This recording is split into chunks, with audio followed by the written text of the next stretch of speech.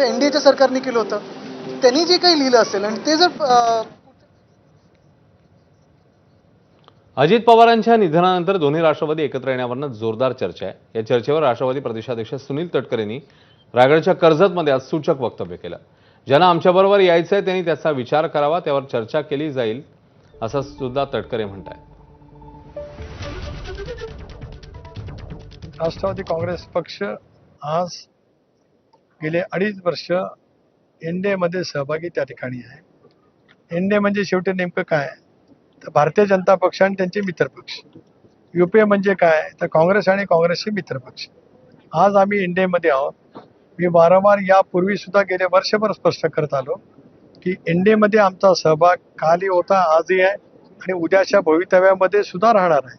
ज्यांना एनडीएमध्ये म्हणजे भाजपबरोबर यायचं आहे त्यांनी त्यांचा विचार स्पष्ट करावा आणि मग त्यानंतरचं जे काय असेल त्या बाबतीमध्ये चर्चा होऊ शकेल. कल्याण डोंबिवली महापालिकेला 6 वर्षांच्या प्रतीक्षेनंतर नवे कारभारी मिळाले आहेत. महापौरपदी शिवसेनेचे ॲडव्होकेट हर्षाली